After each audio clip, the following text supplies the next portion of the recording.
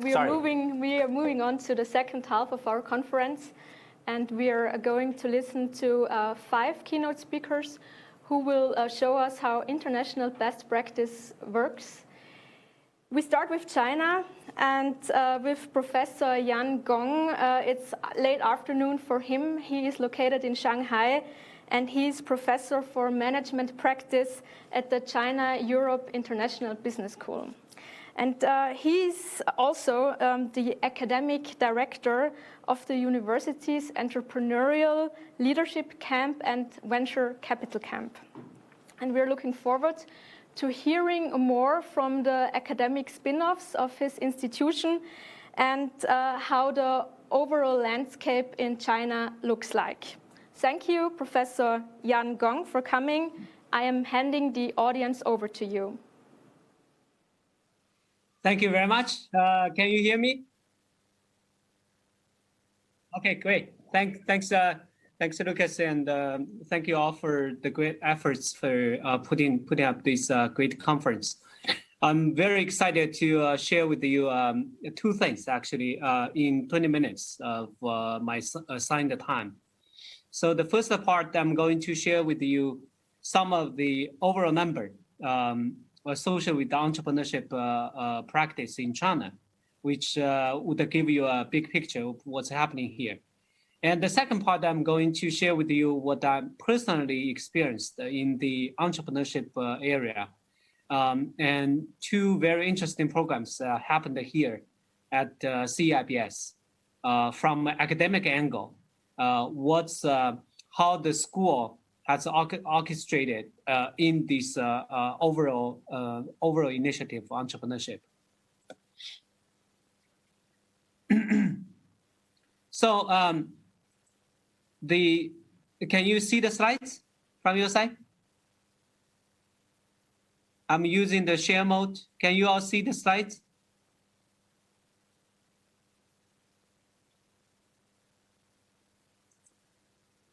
Okay. So just the overall reflection of the 3 different waves of technology development in China. So roughly, I would put the overall development of startups in China into 3 different stages after 1990. And here I borrowed the title of Startup Nation from the Israel author. He has a pretty famous book of Startup Nation, which described the situation of what's happening in Israel. I think if you look at the situation of China, it's really a startup nation, but probably with the 100 times of the scale of Israel.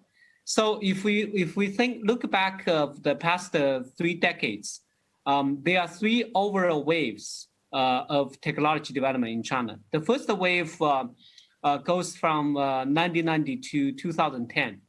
And here it was represented by Web 1.0 and Web 2.0. And the very familiar themes here include search, browser, e-commerce, social media, gaming. And by the year 2010, the internet user reached almost 500 million in China. And the major giants today, like Baidu, Alibaba, or Tencent, they actually emerged from this whole wave of development. And if you look at the business model of this wave, it's a typical model of C2C. They saw a model in Silicon Valley or somewhere else, and then bring it to China. So it's really like a copy to China model. At the same time, they are hardware and the infrastructure development in terms of the PC industry. In terms of some of the OEM player, they gradually evolved into local brand like a BYD. And also there were significant OEM player like a Foxconn.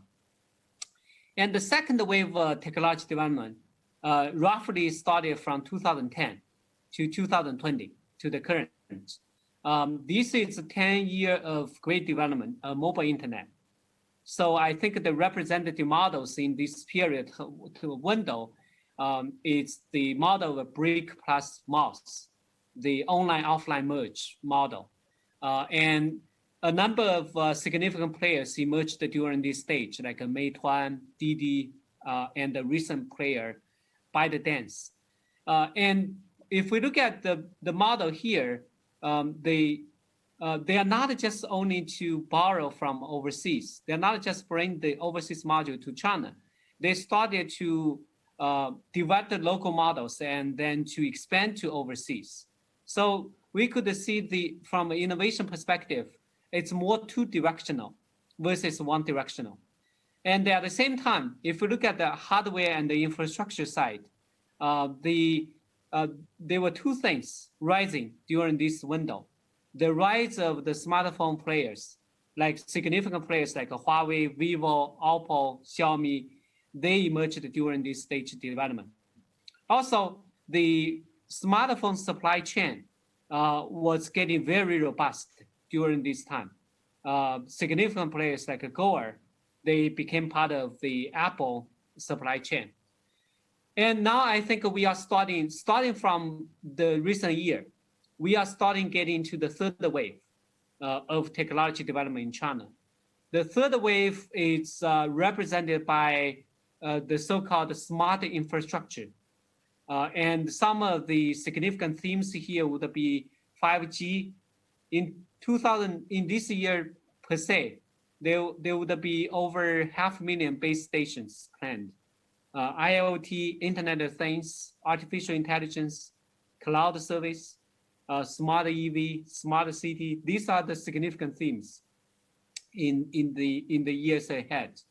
And the significant players of this theme would include players like Huawei, Alibaba, BYD. Two significant features of this window. One is the rise of some local tech giants like DJI. And also there's a parallel theme of the rise of local brands like a smart EV player, NIO. And there would also be emergence of a new model of globalization. Now, when these players, when they go overseas, they are not just trying to establish products or sell service overseas. They start to try to build brands overseas. This is actually a significant different wave compared to the previous round of globalization. And to give an overall picture, I think China now has probably the largest startup ecosystem in the world. To just give a couple numbers here. In 2018 per se, more than 10,000 incubators actually helped to bring out 620,000 startups. So if you look at the overall scale, it's really second to none. And the one significant pattern of the Chinese startup is that they would reach the unicorn status way faster than their counterparts in the US. By BCG estimation, for the Chinese startup, if they could successfully reach the unicorn status, the average time window was about 4 years, which would be much shorter compared to the 7-year window of their US counterparts. And now the significant challenge for this whole startup area is the COVID-19 crisis. Based on the startup genome statistics, 74, like more than 2/3 of all startups had to scale down somewhat. And the 30% of startups had to lay off more than 20% of their staff. And another quick number, just give you an overall picture of the scale. If you look at the top 10 countries in terms of number of unicorns, China and the US, these are 2019 number, are way ahead of other countries. And the major player here are basically China and the US, and they are comparable in terms of the overall number of unicorns. And some of the overall themes in terms of the entrepreneurship activities in China, I think it's one of the significant perspective, which is very different from other countries, is that even today, China, in terms of the overall innovation and entrepreneurship activities, China still has a very top-down approach. So the government still plays a very important role, and in terms of resource allocation and also in terms of overall policy support. So from a national economic development perspective, innovation from 2012, about 8 years ago, innovation was basically pinpointed as the key driver for national economic development. So almost like for a decade, innovation has become a key theme for the policymakers when they try to develop national plans. And also, the goal of Innovation Nation now is actually becoming part of the strategic goal for the country. So there are national long-term plans for both scientific and technology development. And associated with that, there are systematic support of strategies of so-called significantly important industries. Overall, I think in the past decade, 7 to 8, sometimes 9 industries would be named as strategically important industries.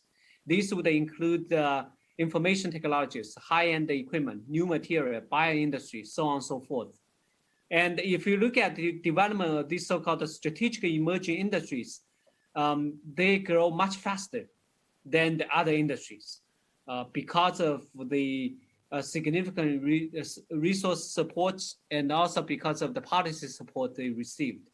So one number, if we look at the first half of 2018, these strategic emerging industries have grown basically 30% faster than the overall growth nationally. And there are significant competition at the provincial level. So if we look at the high-tech park data, by year 2018, like 2 years ago, overall there is 116, it's 168 national level high-tech park, which would produce like a GDP of 11.1 trillion yuan. And there would also be another 219 national level economic development park. And as you would imagine, if a country has so many so-called high-tech park and the economic development park, there would be significant competition between these parks.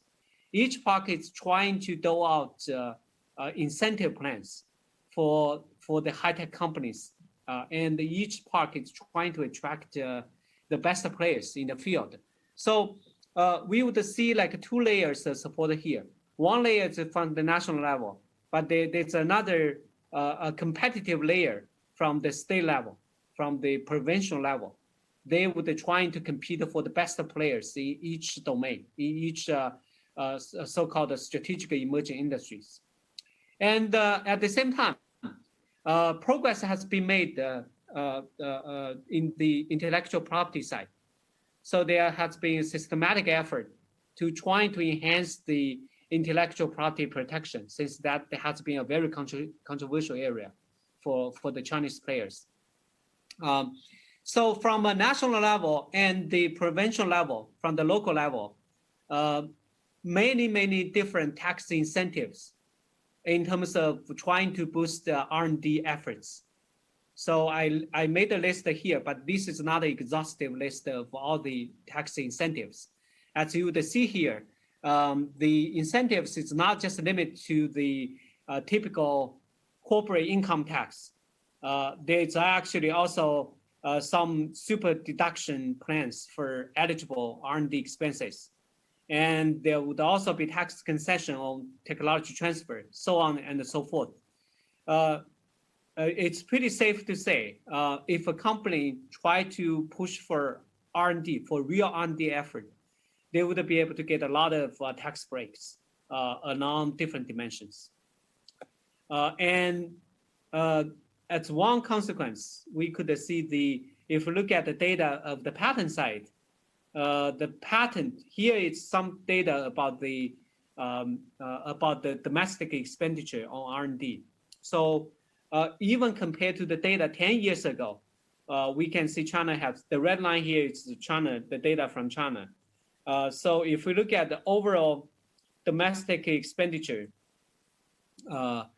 the overall spending, R&D spending of Chinese players increased more than threefolds, almost like fourfolds, 400% in the past decade. And now it's actually, if we look at the overall number, I think now it's comparable to both the United States and the European Union as a whole. And that's also reflected in terms of the overall patents. If you look at the patent data, especially the domestic patent data, China has been really taking off in the past decade.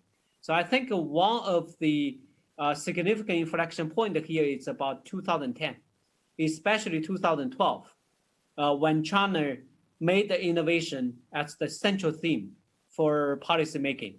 And in 2012, actually, the government made it very clear the next stage of economic development would be innovation driven, and which became a repeating theme in terms of policy making. But with that, there are still some caveats to be made here. Even though we have seen significant increase in terms of both R&D spending and patent application, a couple of caveats. The quality of these patents are still, there's still a lot of room for improvement. So if we look at the number of domestic patents, there has been significant increase. But if we look at the citation for these Chinese patents, the citation side is still lagging behind, way lagging behind the US counterparts. And also in terms of the impact on global innovation, I think these domestic patents still have very limited impact on the global innovation front. Another piece of data it's worth noting, it's that the Chinese patents have, generally speaking, a low retention rate. 91% of the Chinese design patents and almost 2/3 of the utility patents, these patents granted in 2010 were already discarded by 2017. So within a very short window, we would see a lot of patents that would be discarded. Versus if we look at the US data, the retention window is much longer. Another angle I want to quickly give a couple piece data here. It's about the role of VCPE. VC, venture capital, and the private equity has become a very important part of China's capital market. Here, look at the two lines here. One line, if we look at the bar here, the bar here is about the capital management volume of VCPE firms. And the dashed line here, it's about the percentage of equity investment, capital management volume, the percentage of this volume to the overall market capitalization. So we can see year over year, now in terms of the scale of the VCP industry, it takes almost 20%. Recent year, it's 70% of the overall capital market. So VCP has become a very, very important part of the China's capital market. And if we think about the patterns of investment over the years, it always comes into different waves. In the more recent years, two significant themes actually stand out. One is the so-called smart manufacturing. This is an area that has been attracting a lot of capital. The other area is semiconductor and the electronic equipment. And plus biotech has been an area that has been expanding very quickly. So in terms of each year, we could have found very different themes, but the recent themes are more towards smart manufacturing and semiconductor industry and the biotech industry. I'll scale this part basically in terms of major player of investment, a VCP player. It includes not the big names from international market, but also includes some local, some of the local giants like Alibaba or Tencent. I want to spend a couple minutes to just talk about the program I'm in charge of at the CIBS. So from 2012, about 10 years ago, CIBS started a program called the CIBS Entrepreneur Camp. And then after a couple of years, we started a separate camp called the CIBS Venture Capitalist Camp. So this has become a very important part of the ecosystem of CIBS. In terms of the entrepreneur camp, now it's already, we already had 9 years of practice. And for each year, we would enroll about 50 members of this camp. So by now, in terms of our alumni base, we have about 450 top entrepreneurs. And these are not not the typical early stage entrepreneurs. These are actually to be eligible for being part of this entrepreneur camp, they have to be funded. That's the number one condition. The second condition, they have to at least receive the Series A or later rounds of financing. So they're already a bit advanced in terms of the stage of their development. And also we try to pick up the industry leader or the leading innovator in their industry that would have the potential to restructure their whole industry. So this is actually one of the most selective programs at the CIBS. Each year we have about over 500 applicants, and we would, so the selection ratio here is less than 1 to 10. It's one of the most difficult programs to get in. And in terms of the overall training, this program would consist of 9 different modules. Some of these modules would be delivered overseas. So it would include one Israel module and one Switzerland and Germany module. Most of the other modules would be delivered in different campuses of CIBS. So it's a 1-year program spanning across 9 different modules. And they would gather about 1 month, once per month. And it's a 4 or 5 day program for each module. And then for 1 year, they would get together and to interact with each other. So for doing this program, actually CIBS has been putting significant efforts. The speakers for this program, or the people, the speakers involved in this program, mainly came from 3 parts. The first part, they came from our faculty team. And the second part, actually, they came from, they are guest speakers. From, most of these speakers are internationally renowned academia. And some of them are from Silicon Valley, some of them in Europe, actually. Some of them are from Israel. And we also have guest speakers who are experts in certain areas, including academic experts and also top entrepreneurs in their area. For example, the founder of Zoom, Eric, he's actually also part of the guest speaker for this program. And on top of that, we also include some of the top venture capitalists.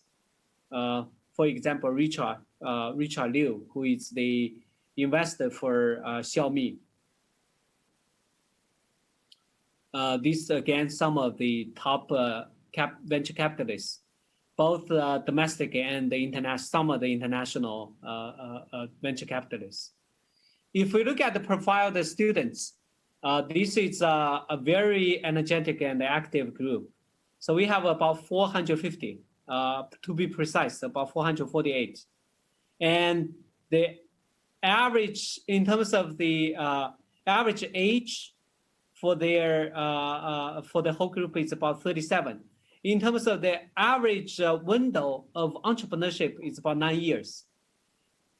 among the 450 members, over 30 of these already went public. So some of them already pretty seasoned, advanced companies. Female students, in terms of ratio of female students, is about 1/5, about 22%. And then about half of these companies are valued at over 100 million USD or above. And about half of them already have a master's degree or above. About 45%, these are high-tech companies. So we are trying to build a learning organization for top entrepreneurs in China.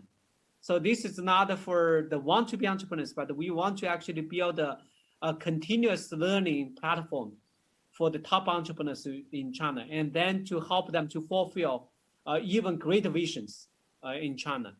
So we have designed a lot of different events and a lot of different angles to help them to learn, to grow, and to eventually to become better self, to become better entrepreneurs. So I think that's pretty much it. I think my time is I'm probably a few minutes sort of over my time limit. Sorry for that. But that's pretty much it. Thanks again. And with that, I would turn my time to the host. Very much, Jan. Stay with us for a few questions, please. Thank you for these very, very interesting insights. I mean, 11,800 incubators in China is absolutely mind-blowing. Why do you think, compared to all of these activities, China still has a relatively low number, for example, of Nobel Prize winners? I think there's definitely a significant gap in terms of the research side and the development side. So I think if we look at in terms of where the money was put, and also in terms of the overall R&D patterns, I would say there's a small R and a big D, So would it still take my guess is that would it still take quite a significant time for China to eventually to bridge that gap in the R side, in the research side. But there has been some positive signals. And if you look at both from the academic side and the research institution side, there has been more and more capital, more and more resources allocated towards the R side. But I would say that really, in terms of bridge that gap, that really takes time. Okay. Ludovic Karzik has a question to you. Chinese universities provide a combination of technological education and fine arts. Do you think this is an important precondition for the motivation of young people for entrepreneurship? For my university? Or in general. Overall? In general in China, yes. But you can also reflect to your own experience as well, yes. To my own experience, I haven't seen such combination to my experience.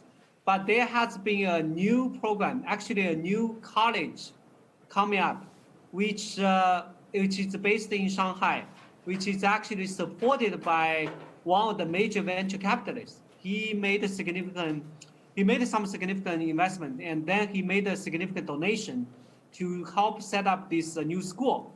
I think the agenda for the new school somewhat comes in line with your thought. It's more of a combination of entrepreneurship and design. And actually, they make the whole school, make the design as the core theme for the school. Mm-hmm. But it's design in a broader sense. So they are not just focused on the fine arts part. They want to actually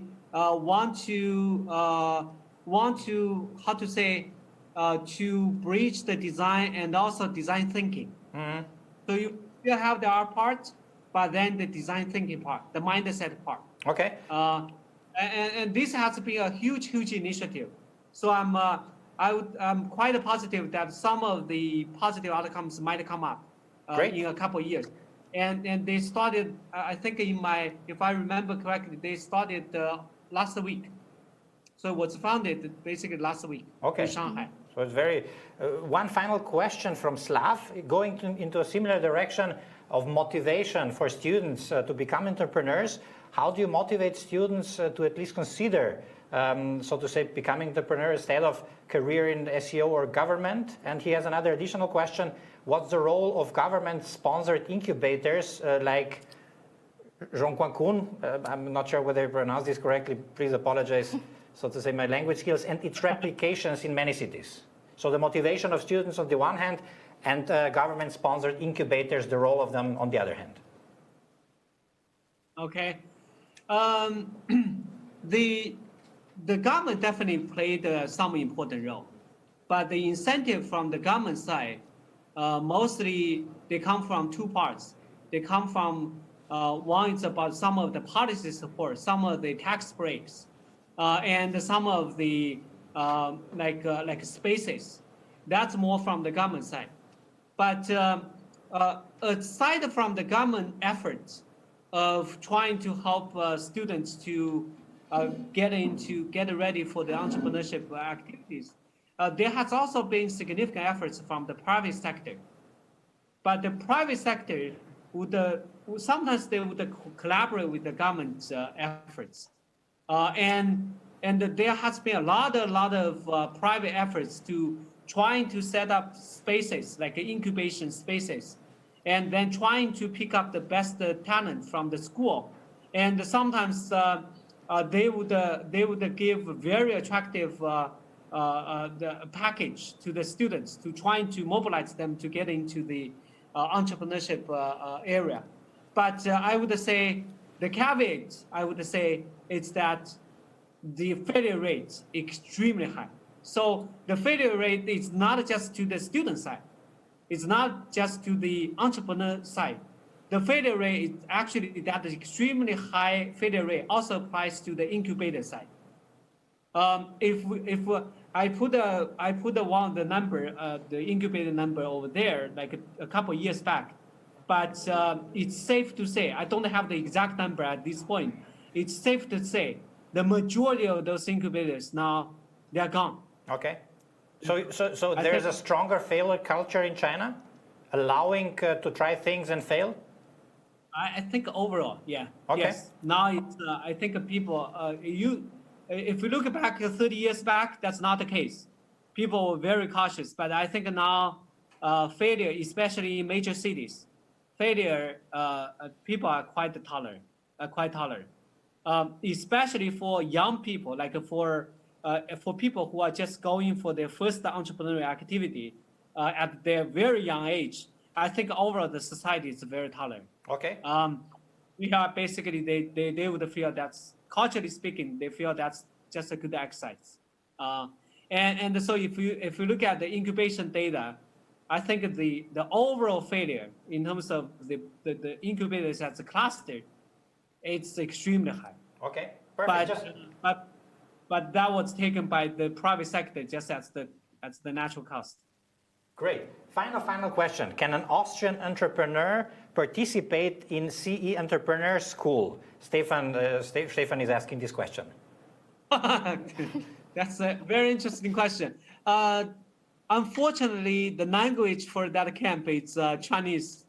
So I think for a foreign student coming into the camp, either we occasionally have foreign student, but he would be capable of Chinese.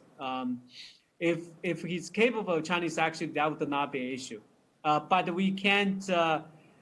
There would be no way for us to get in translators for just one student. Right? So that's the challenge. That's the challenge. But we do, for the school as a whole, we do have an international program. We do have an MBA program, which is the main language for our MBA program is English. Okay. So, and we also have a global EMBA program, which again, the main language is it's English. So we do have programs that with the English as the main language. Okay, fantastic. Thank you so much for joining us, for taking time at this hour in China for these wonderful insights. Thank you so much for being with us, and goodbye, and all the best to China. Thank you very much. Thank you for having me. Thank you. Yeah. Thank you, Professor Yang Gong, also from my side.